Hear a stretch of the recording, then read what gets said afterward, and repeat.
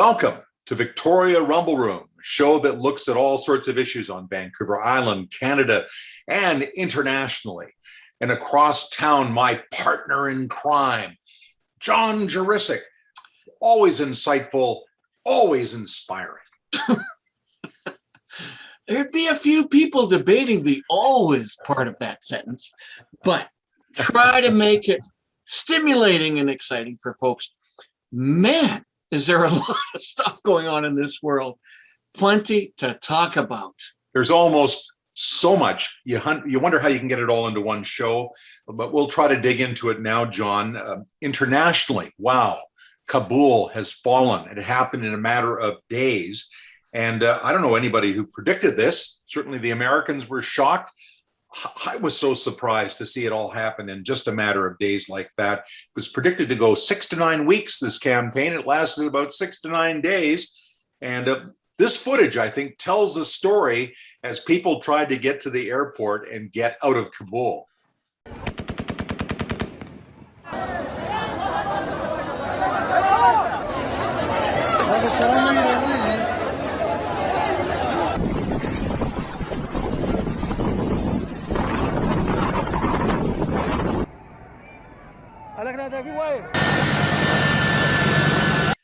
Robin, I think this short little week is going to be examined for as long as the 20 years that we've been there. Unfortunately, thousands of people have lost their lives. We're going to be debating what's happened over there. Somebody knew what was going on. Somebody knew that this was going to happen. Canada was such a huge part of what's happened over there. The NATO mission. 40,000 Canadians served with, unfortunately, tragically, 165 killed, 2,000 wounded. Who knows how many more PTSD, mental challenges, and arguably now for what? That's going to be just an ongoing debate, likely happening in this newly announced election. Certainly the Taliban was allowing bin Laden and other terrorists to operate. No surprise, how the world reacted after 9/11. But what about the occupation? What? What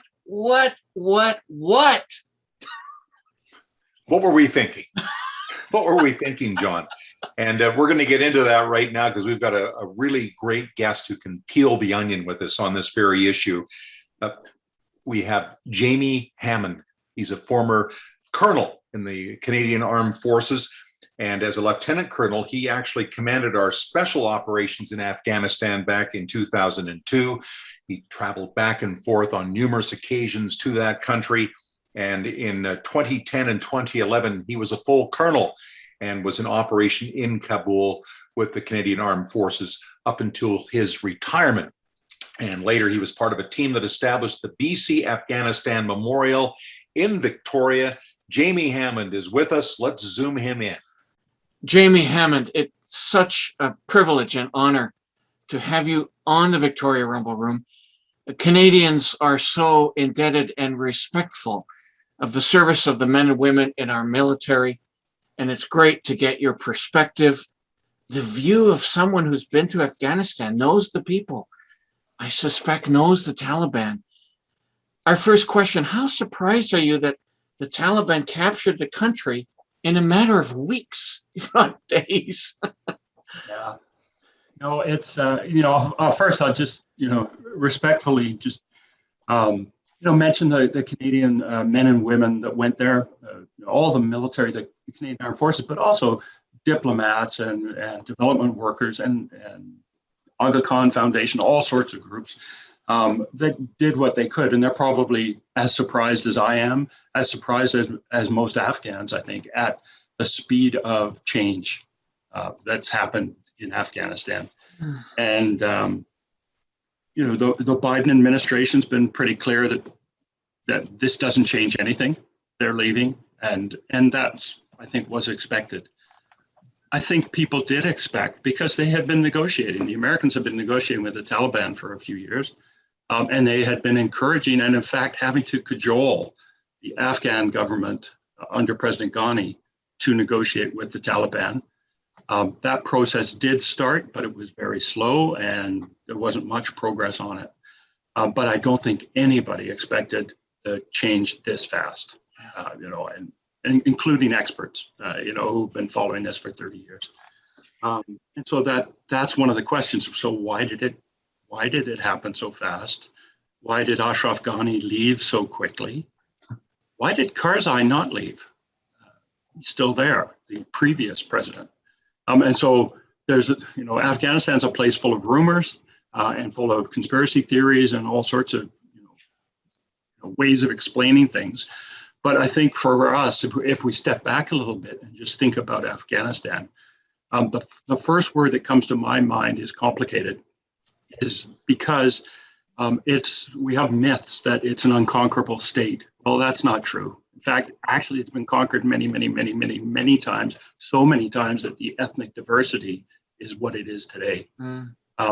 Secondly, it's about religion. Well, it's not really about religion. There is a religious factor. There is a Sunni Shia issue with the Hazaras, but it's probably more explainable by race or ethnicity than by religion. I look at Afghanistan and I go, first of all, the geography is complicated. I drove from Kabul to Sarobi. Sarobi is a small town in Kabul province. It is on the main road from Kabul to Jalalabad and on to Peshawar in Pakistan. Goes through the Khyber Pass. It is the main logistics route for the country. When you go through the Mahapur Pass, which is about 15 minutes from Kabul, it's a switchback highway that basically if you jumped off the cliff, you'd land on the highway. If you jumped off that cliff, you'd land on the same highway. If you jumped off that cliff, you'd land on the same highway. And it goes through tunnels, and it is just a geographic nightmare. And that's just one little part of Afghanistan. So because of the geography, that promotes those tribal relationships that have gone on for centuries. So that's the first factor. Second is that demography that has come from so many different invasions and so many different cultural groups. And that's complicated. And there's all sorts of infighting. An American ambassador once said, this is Ambassador Newman, once said, you have the clearest idea of this country the day you arrive. And after that, it all gets murky. It all gets more complicated. And so that demography makes it hard. The enemy, who is the enemy? Oh, the Taliban, right. So if you read the international news media, there's the image of the Taliban advance has reached this city and the advance has reached Kabul. And the reality is the Taliban were always there. And they're always in every sort of valley. And there's always a little bit of a struggle for power. And when you think about how quickly the collapse took place, the first question is, why didn't the Afghan National Security Forces fight harder? They certainly were exceptionally well led in some places. Helmand province is an example where the 205 Corps had been fighting the Taliban constantly and quite frankly, kicking butt when they had sort of direct fights. But they stopped fighting. Within Kabul has they call it a ring of steel, but it's checkpoints going into the city, all that. Nobody fired a shot anywhere there. The palace was invaded, and that's happened before, but there's always been a firefight. Sorry, not the palace, but the green zone downtown. But that didn't happen this time. Over the last couple of years, the Afghan National Security Forces, there's lots of question about leadership and competency, about change of leadership because they changed the retirement age recently. And so they lost a whole generation of leaders. And then corruption. And corruption's endemic in Afghanistan. We could talk this whole time about corruption if you want, but it certainly is a factor. And so the question is, why didn't they fight for Ashraf Ghani? And to me, there's something else going on. I've been doing a lot of reading and writing on Afghanistan over the years, and there's a phrase from Aldous Huxley that always comes to my mind, and that is, nothing is as it seems, or to be more precise, things are exactly what they seem, but much else beside. there's more going on below the surface. Can I ask you now? I'd like to ask about the Afghan refugee situation. Sure. The Prime Minister's promised that we're willing to take in 20,000 refugees that are people that actually helped the NATO forces, helped Canadians over the years, interpreters, other roles that were occupied. And it's a great promise to be making. I don't know if it's a very easy promise to keep, considering the airport is now under siege. I know there's American forces that have gone in there to ensure movement, but apparently it's very difficult to get around Afghanistan now. Even to get across town is very difficult.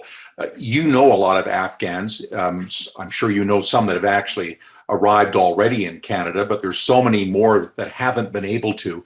Do you really think this is a promise that Trudeau has made that can be kept? Well, I think it can be kept. I think there's a lot of frustration and even anger among Canadian Forces personnel and others who've worked with Afghans that things didn't happen faster. This is not an issue that came up yesterday. This is an issue that at least for the last month or 6 weeks has been top of the news.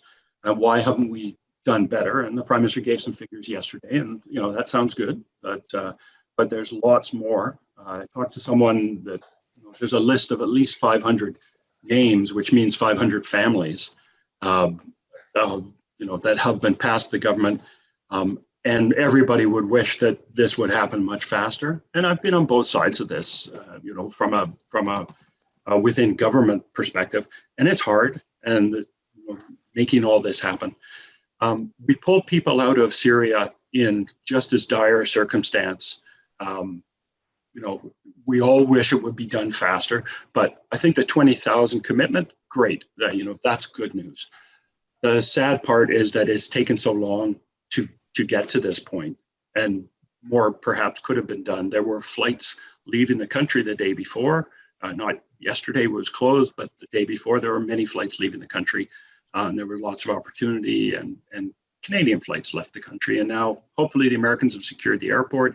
The Taliban seem to be making useful statements about calm down, or officials go back to work. Even women go back to work, which is not something everyone expected. And so, there's some hope. But yeah, I will say I've talked to friends who are frustrated. I've talked to an Afghan friend who I wrote a refugee recommendation for, who can't sleep at night because his sister and brother are still over in Kabul, and basically hunkering down right now. Yeah. Jamie, because yes, there's too many risks on the street. Once again, I'd like to emphasize how very honored we are to have you, to hear from someone who's fought there, who's lived there, who's experienced Afghanistan. For the vast majority of us, all we see is what we see on the media. And this thread is being presented to us. Was it worthwhile being there? Was all of this, hard to say, people have died. Give us your perspective, please. On and I think that is the first question that everyone asks. And I've been giving talks on Afghanistan for years, and certainly, first thing I address because it comes up every time. As Canadians, all we can do is do our part in the world. I think we had to go to Afghanistan. Certainly after 2001, the NATO commitment with our allies and the dire circumstance in the country. I went there as part of Special Operations Forces fighting one particular war, which was to go after Taliban leadership who were giving safe harbor to Al-Qaeda and terrorists who'd done some terrible things. But that war ended when I left. Or in fact, it probably ended before I left, quite frankly. So that was the end of 2002. We then made a commitment later to be part of the ISAF operations in Kabul. We were there for a few years. And it wasn't until 2005, 2006 that we went back into Kandahar. And during that time, I think that period between 2002 and 2005 or so, that's when the war was lost. That's when there was no reconciliation. There's an old British diplomat from the 1920s who said, wars in Afghanistan are never serious until they're over. And there is an image, and Filkins, a New York Times journalist, wrote a book called The Forever War. And he says, war in Afghanistan is like pickup basketball. People change sides all the time, and nobody thinks twice about it. And I think that's what we've seen has happened recently. But for Canadian soldiers being there, that they are the majority of our operations in Kandahar in 2006, 2000, up to 2011. The seeds were already set against us, and it doesn't matter how many soldiers you send; it's not enough to be in every valley all the time. And so, there were warlords that were put back in place that actually were the cause of the creation of the Taliban in the first place. And we put, the Western community put some of them back in place. There was no allowance for reconciliation. Adair tried to reconcile. This is the political leader of the Taliban doing the negotiations in Doha. He tried to reconcile back in 2003, but certainly with American leadership, there was no chance for that. But for Canadians, Canadian soldiers, I think there's frustration of what's going on now. There's fear for people that that are still there that they may have known or worked with. But I don't think it's a waste of time. I don't think it was not worthwhile. From my perspective, you look at the statistics, and I can rattle them off to you. But from 2001 to 2014, the number of girls in school went from a few to about 3 million. 8 million kids were in school by the time we left. Healthcare went from 9% of the population being able to get healthcare within an hour of walking to 56%. Statistic after statistic, radio stations almost non-existent prior. Something like 137 in 2014, 57 TV stations. It goes on and on. The question remains, though, will this stuff be kept alive under the Taliban? Are they going to be the same now in 2021 that they were back in the 1990s, or are they going to pull everybody back into the Middle East? No, I think that's the fear. For Canadians, we did our bit. We gave Afghanistan a generation of children who are educated and literary. The police were joining the police force in 2014, able to read and write. When I went and visited police stations, they were having writing lessons. That's what the police were learning. So, there's a huge difference. And so I think as Canadians, we can come away saying, look, we did our bit. But a decade ago, that's when we stopped combat operations for Canadians. A decade ago, we passed the ball to the Afghans and said, now it's your country. You figure out the rest. We've kept a lid on violence. We've given you an educated, youth. There's 25 million Afghans under the age of 25 right now. So let's hope there's some change there. For the Taliban, the Taliban are giving mixed messages right now. And there's a great fear in Afghanistan. I think the biggest fear is civil war, that a war will break out, much like happened in the 1990s. That's the fear. If that happens, certainly the Tajiks are already recruiting and already getting ready for a war if that happens. But there's some very positive signs. Karzai, who is a respected leader in Southwest, basically in the Southern Pashtuns, Abdullah, who's from the north, who has been the prime minister or the shared power with Ashraf Ghani, and Hekmatyar, who was another leader of groups in Afghanistan. They have come together to negotiate with the Taliban and to find some way of moving forward. I'm not sure that the Taliban can take it back to what was in the 1990s and impose that very, very strict rural Sharia law. I think they know there would be a fight over that. And right now, all sorts of political leaders, really, I mean warlords, have allowed the Taliban to come in. There's been atrocities, there's been terrible things that happened, but there has not been a real fight in Afghanistan. And so let's see what happens over the next period of time. But when you come back to what Canadians did, we serve with honor, and the Canadian soldiers I talked to should hold their heads up high. We did everything we possibly could in order to help Afghans. But a decade later, it's up to Afghans. And I do think that Ashraf Ghani was not able, because of his personality, because of a number of things, to build consensus, to build support. And I think that's why we're where we're at now. What a guest. to hear from somebody on the ground in Afghanistan who's lived what we're seeing on the media. Honored. I learned so much. Wow.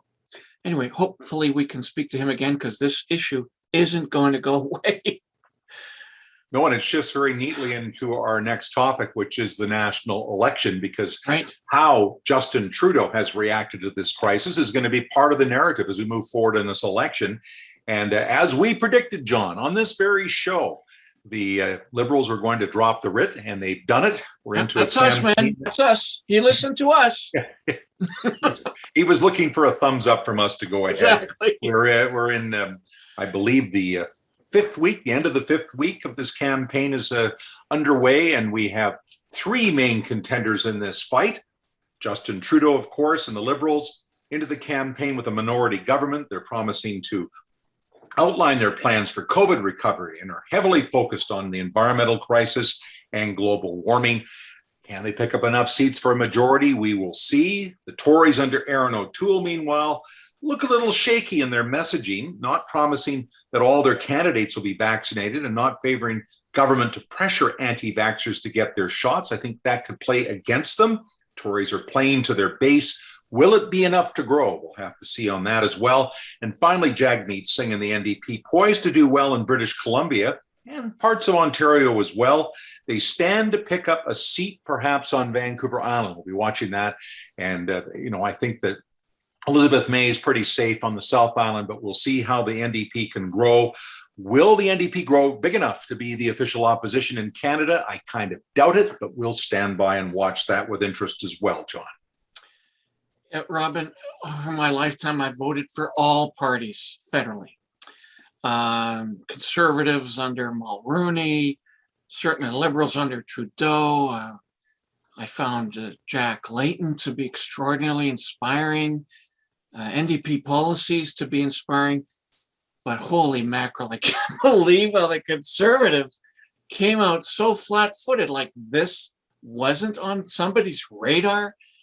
Oh my God, they knew the election was coming, and somehow it appears they're not ready. Not a good omen for them. Well, I wonder how united they are internally, John. I think Aaron O'Toole has a lot of work to do internally to keep everybody in that party united and staying on the same script. So it makes it more difficult, I think, to lead a party when they're not united, at least internally. Mm-hmm. And the best news for the Conservatives is they have another month to figure it all out and get their act together and get their messaging straightened away. And how they adjust to this messaging is going to be interesting. Joining us now to talk about Conservatives, particularly Conservatives in Alberta, which is his bailiwick, is Sean Holman. Sean's an associate professor of journalism at Mount Royal University in Calgary. He's been highly critical of the fossil fuel industry in Alberta, which you can imagine he's won an awful lot of fans in that province with that. And Sean is pretty fearless. He was in Victoria for many years, a writer, journalist, consultant, and it's always great to talk to Sean Holman. Let's zoom him in. Yeah. Sean Holman, man, it's great to have you on the show. Thanks so much. Yeah, both Robin and I have had a history with you from your days working in Victoria on your podcasting and on Shaw Cable. It's great to have you back and be able to talk to you from wherever you are, wherever you're at. My first question is easy, okay? Where you're at is you live in Calgary. Calgary has been experiencing some of the forest fire smoke from BC burning in recent weeks.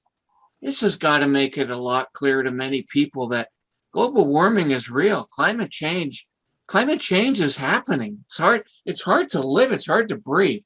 What's your perspective on that? Well, I mean, you would hope so. You would hope that the events of this summer would have convinced a lot of people who are deniers, who are climate science rejectionists, that climate change is indeed taking place. But the unfortunate fact of the matter is that the modern conservative movement, the modern right, is really more than anything else built around the idea of evidence denialism. We can see that in terms of their approach to climate change. And we can also see that in terms of their approach to COVID-19. So it's almost become an article of faith in a lot of ways, this denial of expertise, this denial of evidence, this denial of facts. And I think what we really have to ask ourselves as a society is whether democracy can withstand that. I mean, the unfortunate thing is that democracy requires that people make rational and empathetic decisions using truthful information. And when that's not happening, as is often the case these days, democracy is really thrust into the hazard. And that's what we really have to be worried about as a society. I think it's interesting that you've landed in Calgary, where you're teaching journalism, but Calgary being the center, the epicenter of Canada's oil and gas industry. Certainly the executive branch of the industry resides in Calgary, although Edmonton's more the industrial center. But just the same, you're in the province that really is true blue in terms of its voting patterns. Mm-hmm. It's also, as you say, been the most resistant to getting their COVID vaccinations, which is another issue. But it must be a very interesting place to try to get your message across, Sean, because I would think there's a fair amount of hostility. And there's, of course, Jason Kenney, the always talkative and always very strongly right-wing premier of that province. So what do you think of his strategy around climate change, his strategy around what's going on in Alberta, trying to diversify its economy, because it's always been such a boom or bust place? Yeah, absolutely. You know, and I should also mention that it is also the heart of not just the oil and gas industry in Canada, but also the heart of climate change denialism, climate science rejectionism. So that's also playing into the politics of the place. And the United Conservative Party, which Jason Kenney heads, has always taken that side of what some would categorize as a debate. I might categorize it in a bit of a different way, but the debate about climate change. I would argue there isn't really a debate. Climate change is happening and humans are causing it. We know that for a fact, but some people don't see things that way. And that would include members of the United Conservative Party. And really, when it comes to diversifying the economy, I think in a lot of ways, the UCP is unfortunately doing a lot to ensure that the economy remains the way it is. And maybe that's kind of the way they want it. The fact of the matter is that the UCP's electoral base often comes from the oil and gas industry, including financially speaking. And really, any attempt to diversify the economy in Alberta would actually weaken the UCP in a lot of ways. Yeah. So I think there's this political calculation that is also going on at the UCP. And I think that's why you're seeing this sort of reluctance to actually move into other sectors, move away from a one industry province, which has really served Conservative parties in Alberta very well for a very, very long time. So Sean, this leads right into my question, and it can expand upon this. Of course, an election's been called. The Prime Minister has announced this last several days. And I understand, and it's pretty clear, climate change is going to be a major election platform. I think you've answered the question, but more in sort of a Canadian perspective, is this a winning strategy? Is climate change a winning strategy? As a platform, yeah. As a platform. I think there's a lot of people who are concerned about climate change. And there are more and more people concerned about climate change every single day as a result of essentially becoming climate change disaster survivors. Yeah. Everyone who has experienced the heat wave in BC, everyone who has experienced the forest fires in BC, everyone who has experienced smoke inhalation is actually a climate disaster survivor. Now, they might not necessarily think about themselves that way, but I would argue that it's one of the biggest emerging identities in society right now. We'll have to see how election does on the campaign trail. That issue, as you know, has always been a struggle in politics to get people to care about it. but that might be changing given how the effects of climate change are now being so dramatically humanized, as we saw in Lytton over the summer, and as we're seeing in communities throughout British Columbia, as well as throughout Western North America. We really are living in a new age of disaster, a new age of emergency. Yeah. And I will be interested to see how that plays out politically. Now, the one thing I should say is that what is sort of interesting to also consider against that backdrop is we are living in a time of enormous lack of certainty and lack of control. Climate change is part of that. COVID is part of that as well. But that in that environment, people feel very uncomfortable and they seek certainty and they seek control.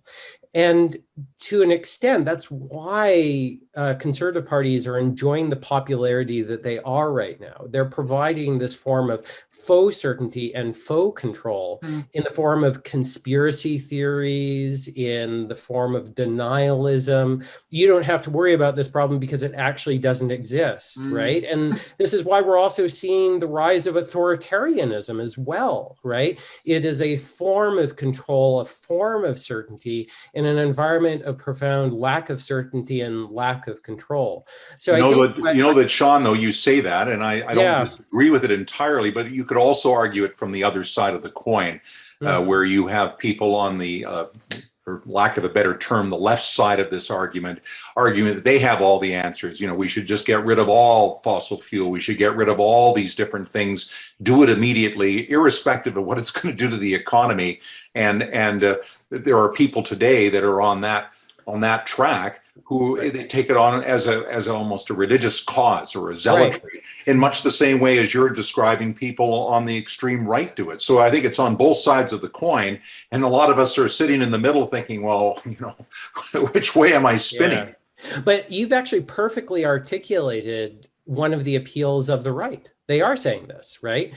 So are the left, though. Yes, but yes, and I would agree. But if you think about what that messaging is saying, right, that we can't do this, it's going to create problems, et cetera, et cetera, et cetera, right? That is appealing to a sense of uncertainty that people have, right? So that's why you're seeing the appeal of the right in this particular environment. So what progressive people need to figure out is how to actually provide feelings of control and certainty in an environment of profound lack of certainty and lack of control. The right knows very well how to do this. Conservatives know very well how to do this.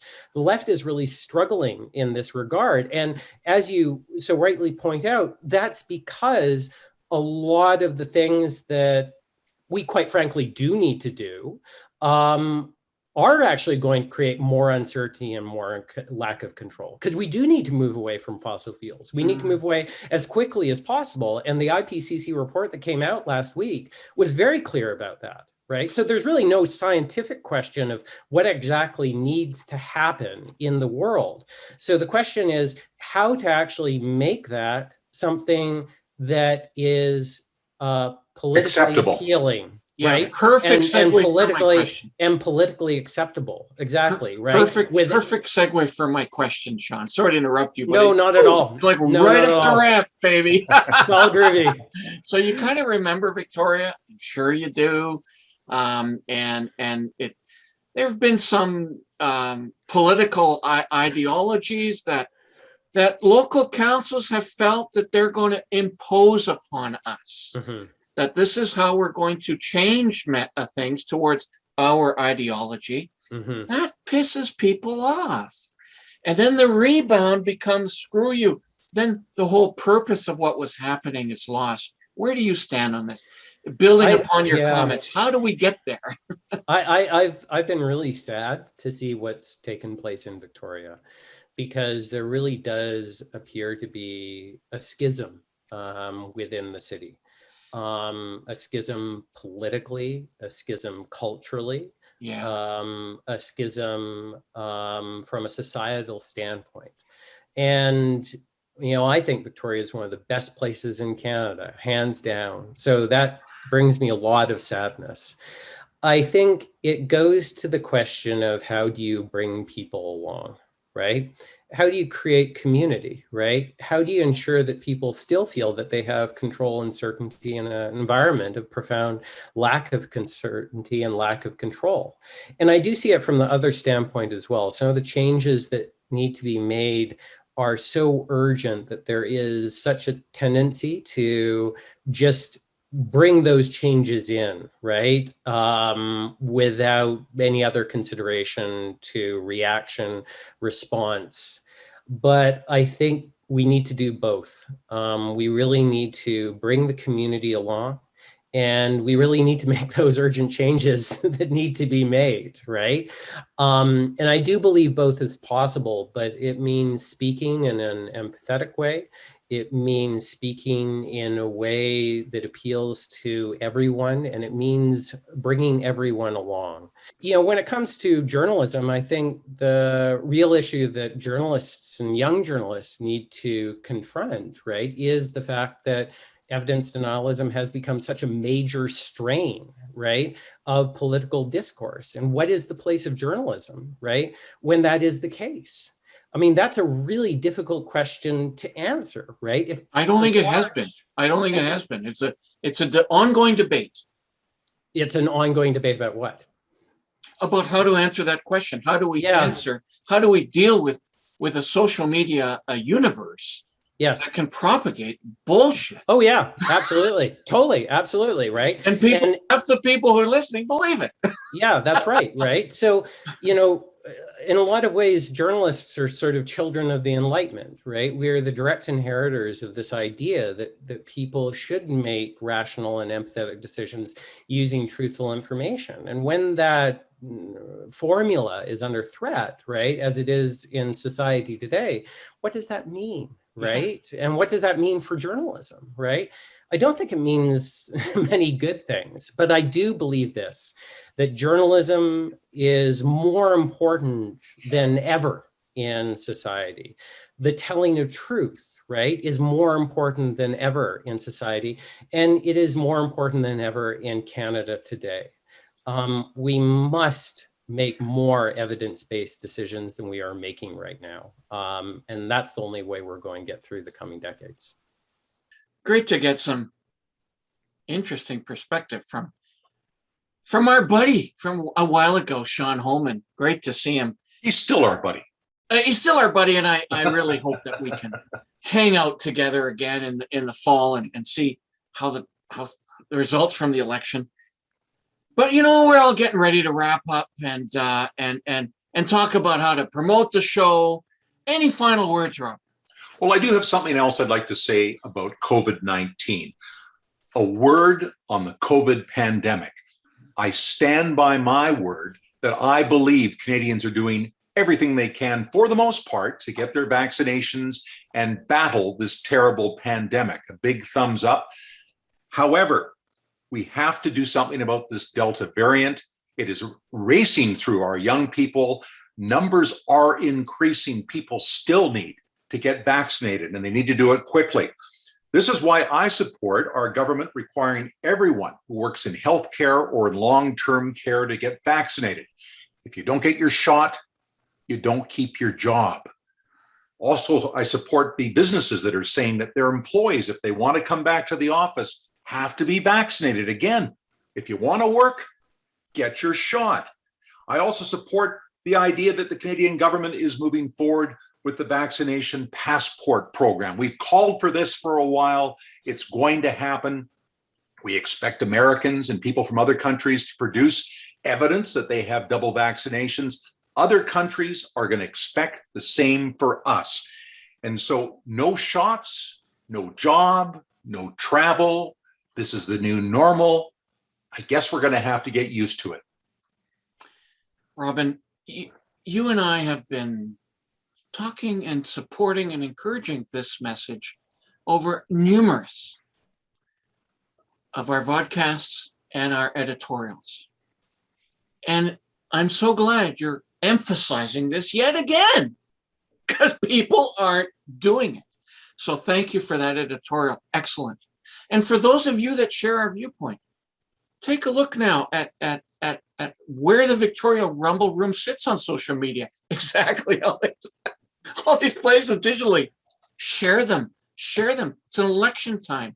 Share our viewpoints on the vaccine, on so many other issues, with your friends and family. I'll come back. Share these with your friends and family.